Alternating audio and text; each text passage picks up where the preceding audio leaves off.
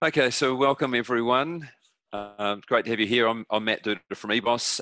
So this is the fourth of our lockdown lunch series on Tuesday. And today I've got Derek Hurd with me. Derek, good afternoon. Thank you. How are you? Afternoon, everybody. I'm very good. Just had an experience of doing a webinar to 2,000 builders and architects. So never done that before. We're having a good day. Hey, now, team, we have got a poll going at the moment. So if you can just fill that out, just keen to get an understanding of your level of preparedness for level 3 coming into action on Tuesday. So it looks like many of you have filling that out, which is great. So today we're going to talk about the supply chain and get some insights from Derek around what we should be doing, what we can do under level 3, and really what next week and onwards are going to look like. Derek, thank you so much for giving us your time today. Derek is the General Manager of Trade at Mitre 10. He's also the Chair of the Building Industry Federation. So very experienced and a great person to give us some insights into how the supply chain is gearing up for this next stage. Now, Derek, before we get into supply chain, we've all had a pretty interesting experience over the last 4 weeks. So a couple of personal questions for you. Favourite meal that you've discovered or enjoyed during lockdown? Well, I have to say I've been in lockdown for a bit longer than the 4. I'm getting up to probably closer to 6 weeks by the end of this, having come back in from overseas. And I tell you what, I'm really looking forward to a meal out one day. But I think homemade hot crust buns at Easter, Good Friday. Yep. We spent a bit of family time in the kitchen and knocked it out from scratch. So it was good. It was good. Big question, traditional or chocolate? Traditional, really traditional, including making your own mixed peel because you couldn't buy it at the supermarket. Good on you. Well done. There we go. So that might come in later, which, I'll ask you now. A new skill, any new skills that you've adopted or learned over the last 6 weeks? Probably not new skill, but just picked up the guitar, mandolin. I haven't picked up for a long while. So it's just getting in there and maybe relearning some old songs when I had a moment. Yes, great. Okay, yep. I think there's been a bit of that dusting off ukuleles and guitars. So well done. I've been fantastic out there. Now, thinking about just health and mental well-being. Obviously, there's been a big focus in the building industry around mental health. Any insights into what your sort of daily practices around keeping health and mentally fit? Yeah, look, it's been, I think for all of us, it's been that challenge where we're so used to that face-to-face engagement and having that virtual, looking at that screen all the time. There's a high level of concentration required. That's been pretty taxing. I've been in up to almost 10 hours in VC's video conferencing on most days. So it's just taking time out in between those VCs when you can, take a breather, bit of a walk. I love my running. So I'd usually blow out the cobwebs on a good 10 or 15K sometime in the evening when it's dark. And just that's my downtime. Yep. Keeping it local, I hope there, Derek. Yep, definitely. Around the block quite a few times. Hey, and just on your bookshelf behind you, we've got any significance with that little figure you've got there? No, she was just there when I moved back into the office, and I thought I'd just leave her there to keep her company. It's actually out of my wife's car. It's a little wobbly hula girl. Okay, all right, very good, excellent. Well, good. Thanks for those insights. Now I've got just a few presentation slides that I'll share with everyone just to give us some structure for today. So let me just do that now, and I'll share those results shortly. Right.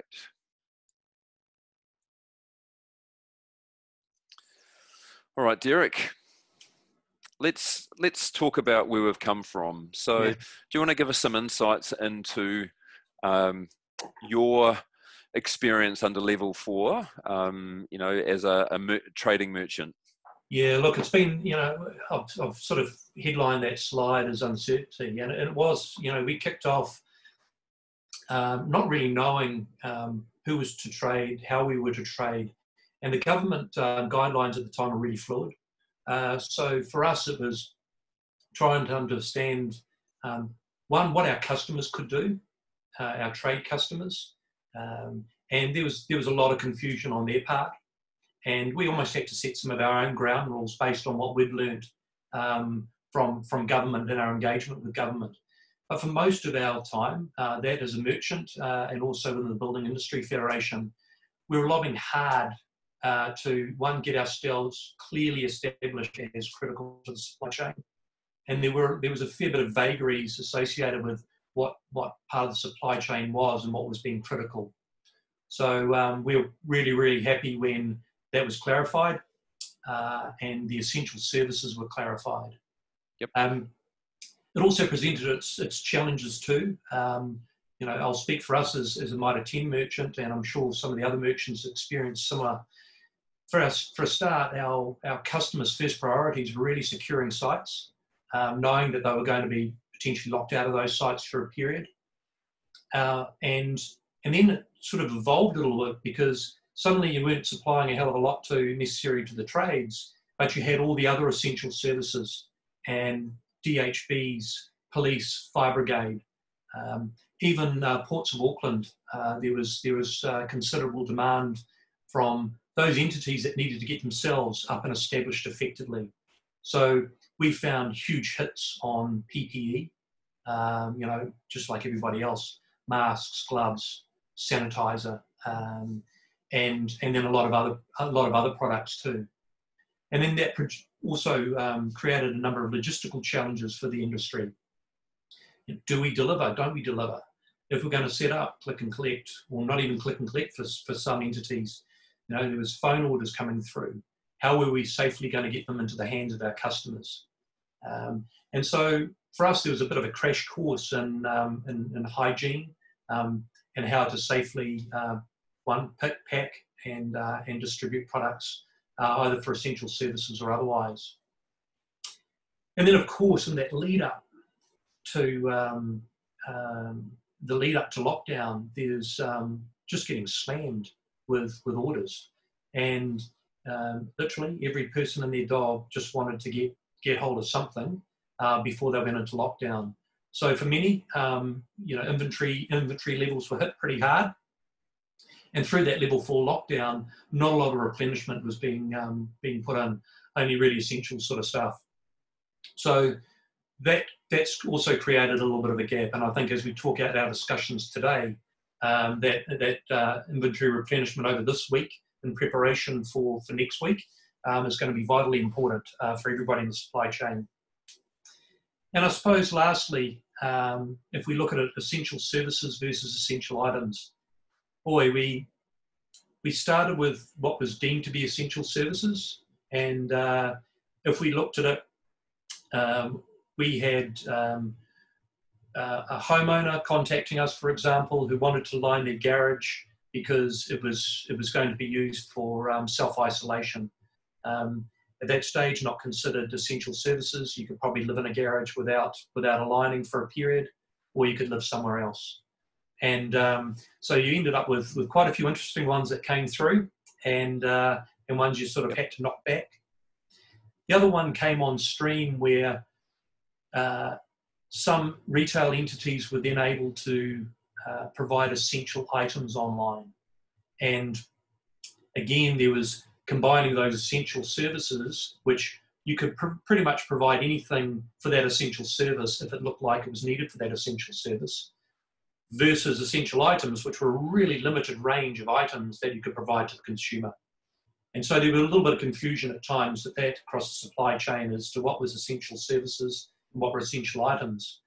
And we found a number of our suppliers, and there'll be suppliers out there today that were probably frustrated by the fact that items weren't either going to be transported or being able to supply because your items weren't necessarily seen to be essential items, yet they were quite critical for the provision of essential services. And we saw that in the hardware or power tool line as well. So that was a bit of a challenge for us too. Yep. Certainly, as we got used to living in level 4, we sort of can now see what we need to do to move to level 3, which is encouraging. Yes, but it also probably points to the fact that there's thousands of other businesses that are about to go through that same learning curve. Mm. Yeah, absolutely. So we've learned a bit from what the experience you've been through, but I'm would hazard a guess that there's just a fraction of the number of projects that you've been servicing and parts of the supply chain you've been engaging with than what's going to come on stream on Tuesday. So let's think about the planning for next week. Mm. And do you want to talk about? So the protocols have been published last Friday. We know we've got 2 separate documents, one for residential construction and one for the commercial part of the market. Mm. So we should all have understood those, and really we're just starting to think about how we can best engage and service builders and attend to building sites. So have you got any comments around your view of the work that Mitre 10's been doing to recognise those? Yeah, maybe if I just touch on those protocols first. I think it's been a fantastic example of how industries really work together. Certainly the supply chain, that's been engaged quite constructively by the construction accord, where the supply chain isn't necessarily represented that well within the construction accord, but certainly working with the likes of registered master builders, certified builders, CHASMs and others to really try and define what would be best practice on building sites. So it's been a fantastic experience. So look, if you haven't and not familiar with those site protocols, please ensure you get hold of them. And it was really good for us to get, as merchants, to be able to get those and then be able to look at our own site protocols and off-site protocols, delivery protocols, to plan for when we go into level 3 next week. So things to think about. I think first and foremost, how do we, within our own stores, knowing that consumers can't come into our stores, trade customers aren't able to come into our stores to browse and buy products, how do we put the people back into the business to be able to fulfill our trade customers and consumer orders that will no doubt flow through online or through email or phone. And so first and foremost, protecting our own people. And I think for the other suppliers out there today, it will be your first priority will be, right, how do I set my site up, one, to fulfill the needs of my customer, whether that be merchant or otherwise, and how do I protect my people in the process? So first of all, it's sanitation, ensuring our people are well, coming to work well, and ensuring there's appropriate distances, handling of equipment, and still trying to keep non-essential personnel out of the business where they don't need to be. And I think that's a really important thing for us when we think about going out or site protocols. If you think you're going to be calling on site to do sales, forget it. Your regular calls on a building site potentially as a supplier rep probably isn't going to happen at all, certainly through level 3 and maybe not through level 2, we'll just have to see. For us, when we think about our account managers that were typically out in the field, they'll probably provide more of a on-phone, possibly a type of delivery role, as opposed to, g'day, how you going? Let me take your next quotes. It's all going to happen offline. Other parts of the planning process, packaging of orders, managing the collection of those orders, and it's an interesting challenge. I'll talk specifically from a merchant's perspective, utilising our drive-through for one, to be undercover as we're heading into winter, and to be able to load up our trade customers, maintaining the safe distances. But being able to load up our customers, allowing them to secure their loads and leave, is going to be really important. But we know that drive-through and that yard space is also utilised for inwards goods. So the pressure points within the drive-through and yard are going to become more apparent, I think, over the next week or so. as we balance the demands from our trade customers and consumers collecting, as well as the need to replenish our inventory. So it's sort of juggling that. Also just working through what our customer priorities are. And what I mean by that is, first and foremost, I think our customers' priorities are creating a safe environment for their team, defining their team, who's going to be on site. So first priorities for them will be probably running water, soap. I'm certainly hoping sanitizer's not going to be the be-all and end-all for people on building sites. Soap does a very, very good job. And also eliminates the need at times, if you've got good hygiene practices, washing hands, eliminates the need for gloves. So we just had previous webinar, and the advice there is the plumber will be the first person on site on Tuesday, setting up wash stations, and that'll be soap and paper towels. So yeah, we've just before we go any further, I just want to let everyone know we are videoing this, so you'll be able to share this with colleagues. If you'd like to ask questions or leave comments, we've got both a Q&A and chat line going. John and Sandy are with us in the background, helping us out there. I'll just share the results of our poll as well before we get too much further. So you should be able to see on the screen now. We just asked, how do we feel in terms of preparedness?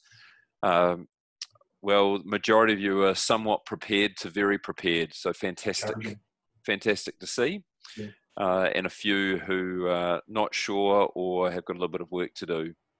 So just with that preparation in mind, Derek, Prime Minister mentioned on Monday that there will be some room for businesses to be able to get access into their warehouse to prepare themselves for deliveries for next week. Yep.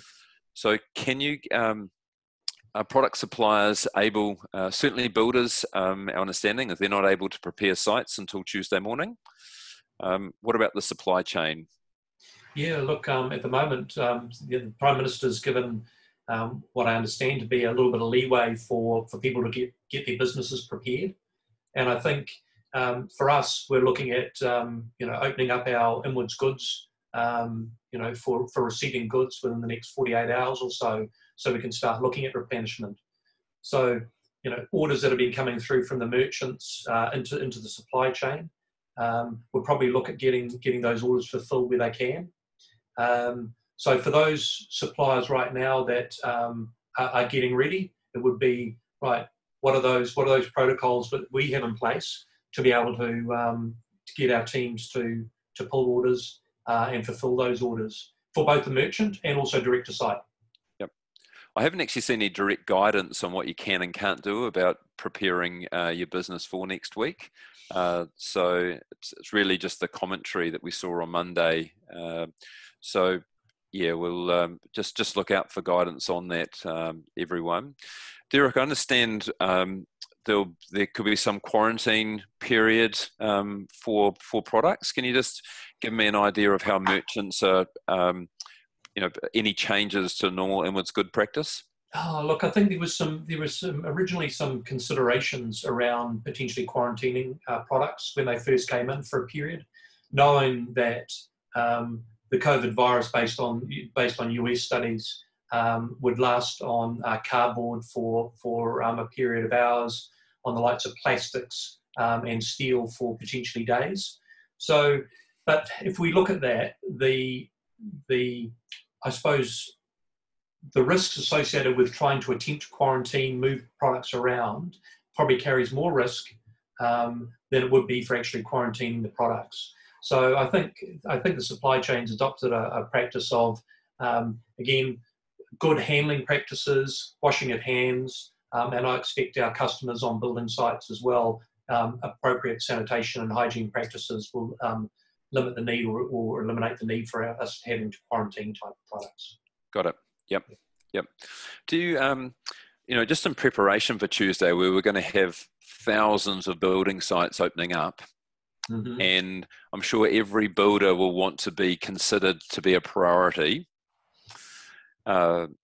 Can you just give us an understanding of where the merchants are at in terms of replenishment and just preparedness for, what we think is going to be, as we gear up, there'll be a real wave of demand and some high expectations as well. Yeah, look, I think at the moment, from our side, we've got replen going. Our inventory levels are looking pretty good. I think speaking to some of the other merchants, by the time we hit the ground running on Tuesday of next week, I think we're going to be in a reasonable state. There will be a bit of a spike in demand, and I talked about that first priority for our customers is getting site ready. Second priority is going to be weather tightness, and maybe that filtered through in the trade session you had before. But checking Yep. the integrity of the site with respect to exposures for the timber framing, building wraps, flooring, etc. So there may be some urgent need to remedy some sites, maybe not, and then it'll be into full flight for everything else. I'm hearing on the Frame and Truss Manufacturers Association side that frame and truss orders are full, and there haven't been too many cancellations, so that sort of bodes reasonably well in the short term. I think we'll have a big spike in demand for a range of products next week, and also for a number of our suppliers too. For example, steel guys, fibre cement, etc., where some of their supply chain further back upstream requires time to get going. That over a period of a week or so, we'll start hitting the proper cadences for replenishment and supply. So yeah, I think we'll have a little bit of we'll be running hard next week, but I think we'll get to a reasonable cadence pretty quickly. Yeah, so I think what we got out of the previous webinar with Dave Kelly and Johnny Corley from Master Builders was that we should expect that building sites it'll take them a couple of days to actually get up and running. So they've got to get an induction program in place, they've got to limit access, they've got to set up wash stations and do an inspection to make sure that things like weather tightness performance is still, the performance is still there. Talked about the need to talk to some suppliers around weather tightness where product may have been exposed outside of its warranty period. So we should expect that suppliers will need to field a number of inquiries and assist.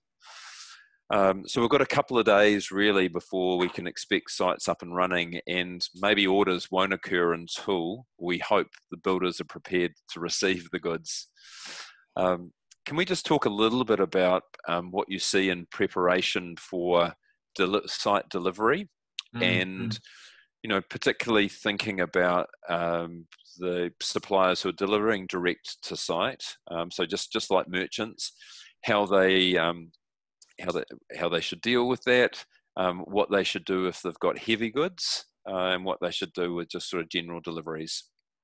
Yeah, it's a little bit of a challenging one, as we'll receive our trade customers' orders through over the next few days for some determined delivery dates next week or for collection dates next week. And I think the first thing is always checking with the site to make sure the site ready. And so speaking to a number of merchants and also suppliers that do direct to site, clear sites, ready to go. I think curbside delivery seems to be nonsensical because there's risk there of potential cross-contamination. So actually within the site, the unloading of trucks. When it comes to heavy goods, I think, if you're using high-ebb delivery, then of course it's always going to be your high-ebb operator is going to be the one operating the equipment and is going to be undoing the straps and attaching the straps. So it's just keeping those bubbles separate, right? So you've got your delivery team bubble and you've got your site team bubble, and they shouldn't be overlapping at all. So when it comes to other heavy type of deliveries, such as a 2-person lift, the way we're planning for it is phoning ahead, understanding whether there are sufficient people on site to use their bubble for a 2-person lift and to unload. If not, we'll send one of our own team to site, so 2 people within the truck, to do that hand unload within our own delivery bubble. And again, maintaining proper sanitation and PPE, knowing that we'll be working closer than 2 metres of each other for more than 15 minutes. So the appropriate PPE will be worn, and sanitation as well, both pre-getting into the truck, getting on site, unloading, completing the job, and getting off site. Got it. So just so we're clear that on building sites, trying to maintain 2 metres, but there's also this reference down to 1 metre if and when required, and that suppliers, particularly of heavy goods, will be looking at having delivery team bubbles.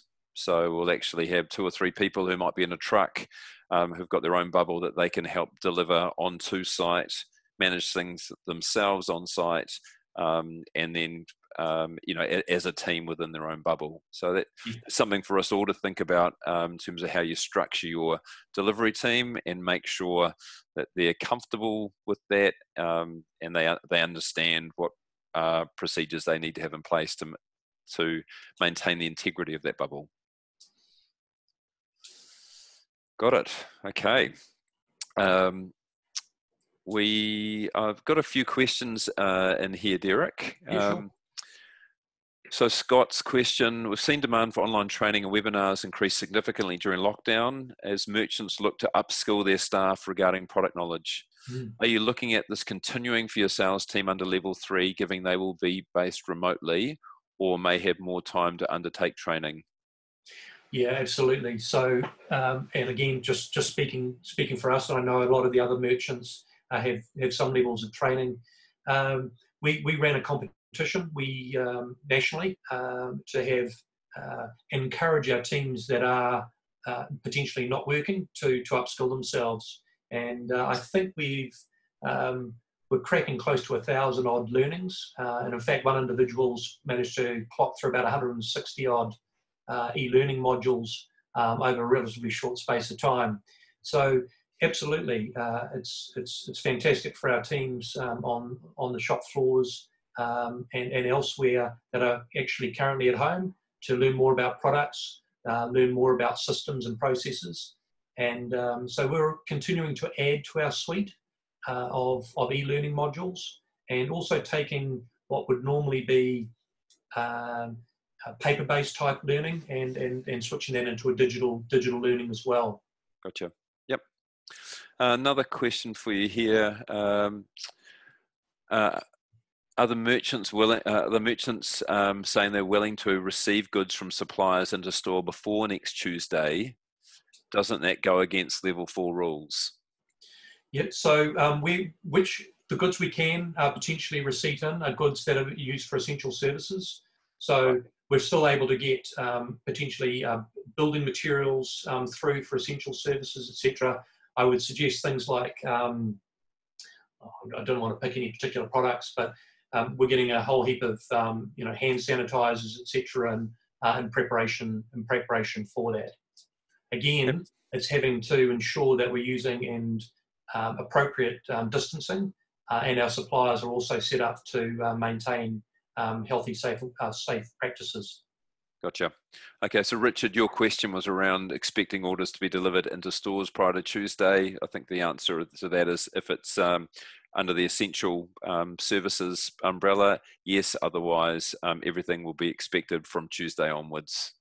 Yeah, and look, just to add to that, I mean, we're completing and evolving our final documentation for our network and our membership over the next few hours. So I would suggest just tie-ho probably for at least, well, not at least another 24 hours, but less than 24 hours, and we'll be reaching out to our supply network. Yep. And providing some guidance there too. I was also asked, if you don't hear from your merchants within the next 24 hours, something's wrong. So I'll be getting in touch with them. Gotcha. So question here around, have you thought about how to address site inspections by suppliers of product that may have been weather affected during lockdown? That's a really good point. And it refers to non-essential suppliers and otherwise not coming on site. It's be one of those ones to sort of work through. it would probably be essential if there was a weather tightness issue or a product that needed to be assessed. That person then would come on site and follow the appropriate site protocols for assessing the product. But look, our suppliers and virtually every supplier out there that supplies parts of the building envelope have some very clear warranties associated with their products, stipulating the exposure times. For us as a merchant, and I'm sure the other merchants will be doing the same, we'll be sort of collating some of that information together for our trade customers to at least know for a range of particular suppliers and a particular range of products what those exposures are. And then that would give them an indication as to whether they need to have a conversation or not. Yep. So just talking about access to site, so we should expect builders to be pretty hesitant about allowing, extra people onto site. They have got protocols and procedures to protect the health and safety of their staff. Yeah. But also as suppliers, we need to ensure that as well. So we talked to in the previous webinar with Dave Kelly about the policing, because the general view is construction's actually been pretty lucky compared to other sectors like retail. We've done a lot of good work. You mentioned that before, to give the government some confidence that we can manage the health and safety around COVID-19. So there is an expectation around self-policing, and we would expect that next week there won't be signage up on all sites because sign writers can't do any production this week. So next week they're going to be busy printing signs. They'll then have to be delivered and put up in place. But we will need to ensure that our delivery people have got clear instructions around how they should be, what protocols they need to meet for our business, but also understanding what the site protocols are.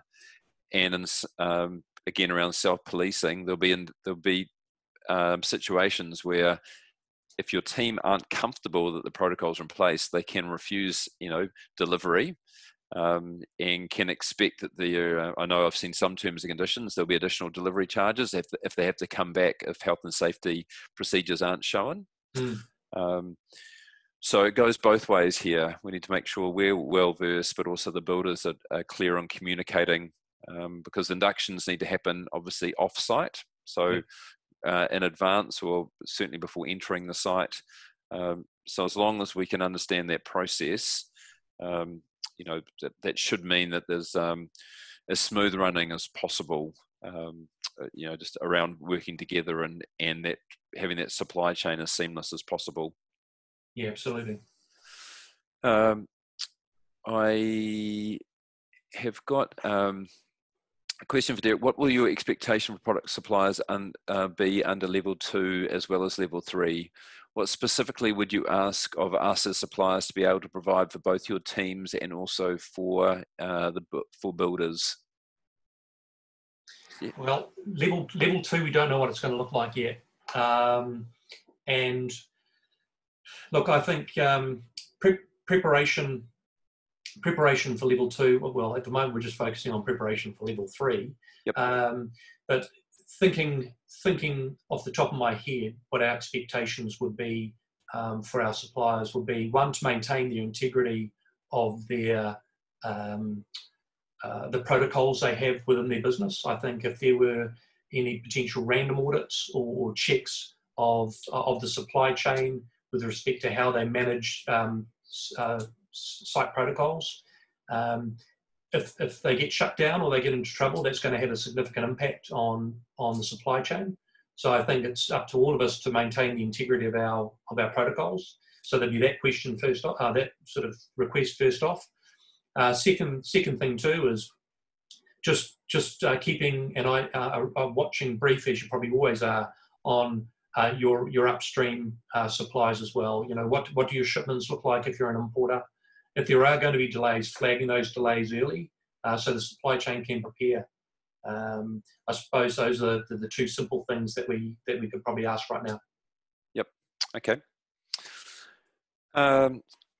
So just coming back to your notes, Derek, thinking about is there anything else that we need to be ready for as suppliers? Just again in preparation for what next week and moving on from there look like. You know, you've described a situation where there's some restocking that's got to occur. We've got thousands of sites coming online. We've got frame and truss plants that are going to gear up quickly, which should give us some confidence as a large number of projects that are going to proceed. And I wondered if we just wanted to, thinking about that, come into some of the forecast information that we're sort of seeing come through and just get your an analysis of how you see the market coming out of lockdown. Yeah, look, and I've taken courtesy of the Infometrics April 2020 building forecasts. We use Infometrics for a lot of our economic forecasts and our industry data, and they're a great bunch to work with. And I think if you're not getting close to economic forecasters like Infometrics, then you probably should. So I've just secured a couple of charts of theirs, which I'll talk to briefly. I think fundamentally, if we look at it, we have a population growth slowing. We have reduced net migration, and I think if we look at it, migration is going to ultimately end up at zero if we maintain tight border controls that we have. And so the question then is, well, who are we actually building for if we're not having a significant population increase? So for the short-term period, we've still got a bit to build. There are still consents. We've been sitting on the highest consent numbers for 40-odd years. And I think back in the lead up to the lockdown, I think we're annualising close to 37,000 consents overall. Yep.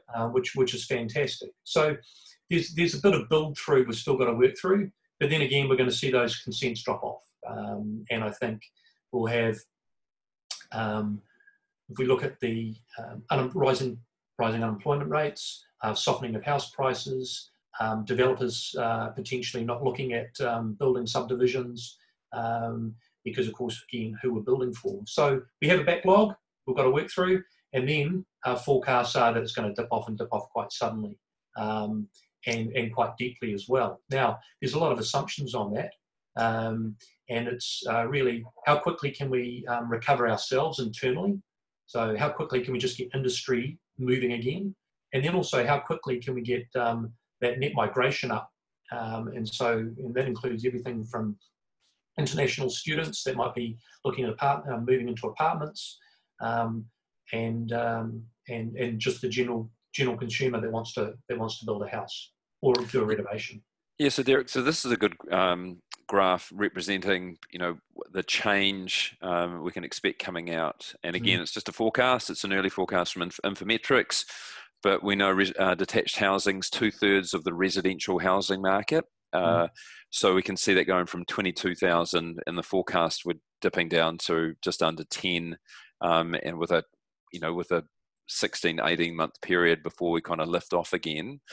And then we've also got some information here on, it's not helpful, on what our medium density view is of the market. Yeah. And do you want to talk a little bit to this? Because, you know, this has been the big growth area in the residential space, certainly. Yeah, look, and I think if you look at the two combined detached dwellings, and then of course the attached combined, still taking a bit of a hit in both. And I think again, if we look at the developer spec builds and medium density housing, but also just apartments, again, low net migration, and so while we still have a bit of a build to go through, and certainly Auckland, Wellington, I still think we've got still got some apartments to build, but that's definitely going to take a little bit of a hit. If we look at the aged care facilities, again, we've still got reasonable supply or reasonable demand through there as well. So we'd expect that to continue for a little bit. One chart that's not represented in here, which is definitely worth talking about, is around the alterations and additions. Yep. And a lot of our trade customers have been so busy with new build that a lot of the consenting that have been done in alterations and additions hadn't actually materialised. So we could see certainly a bit of a dip for a bit, and then a kick again in alterations additions as our builders come off that completion of new builds and then picking up on the A&A work. So there's a bit of A&A to go through, though it's still a relatively small proportion of the total build of construction. And then of course there's non-residential, and that's a challenging one. If we look at it, probably where a lot of the big stuff's going to be is, of course, around the hospitals and other government type investment. Certainly with the New Zealand upgrade program, which is about $6.5 billion or thereabouts in transport infrastructure. That's coming through, but then again, you have to have a bit of a think around accommodation. Our tourism industry's been hit quite hard, so the likes of accommodation, are we going to see a lift in that? Probably not for a little while yet either.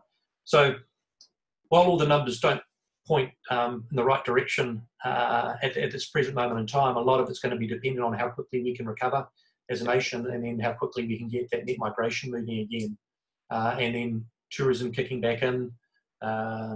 So, yep, forecast at the moment, still a bit of a backload. I think certainly if I put my hand up and I look where we're doing our forecasts for sales, I think for our trade customers, I still think we're going to be looking reasonably good with a backlog for the next 12 months, 6 to 12.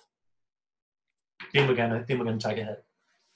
So, if again we're thinking about the next few weeks, we've got this really interesting scenario where we've actually got a few days to prepare for this.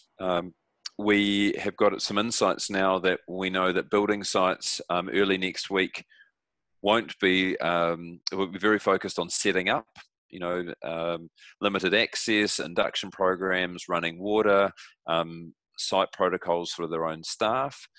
So and then we're going to expect probably a wave of delivery orders and maybe some quite high expectations around delivery and timeliness.